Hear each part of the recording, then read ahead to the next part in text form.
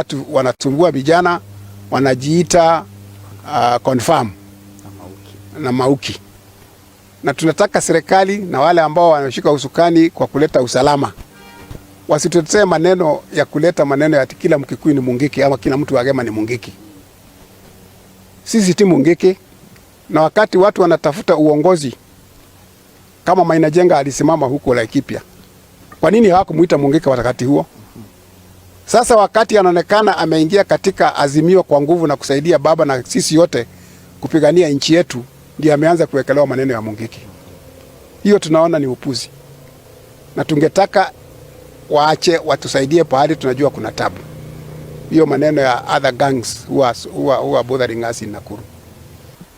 Jambo ambalo mimi nataka tulifahamu ni ya kwamba tulikuwa na NDC yetu, watu wakajitokeza kwa wingi, chama kikaonekana kina nguvu, na tunajua kuna wengi tuliwakera, na walipokerwa ndio wameanza mambo ya kutafuta njia ya kupotosha watu itapatikana wapi. How do we divide all these things?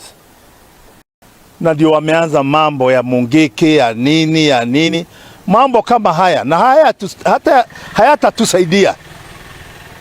Mtajua kule mbeleni, mimi nikiwaambieni hadithi yangu mimi mwenyewe na ofisi ya DCI. Kuna wakati niliambiwa nina mabuduki kwangu, na askari wakatumwa manadrova mawili wakiwa na jembe na foko jembes, walichimba kwangu kote. Lakini nilipoona vile wanavyofanya, niliona kila mmoja wao aliyekuwa akichimba amefuatwa na mtu, wasije wakaweka ndani waangusha waseme mbuduki tumeitoa hapa, na hawakufaulu. Na si mara moja walifanya hayo kwangu.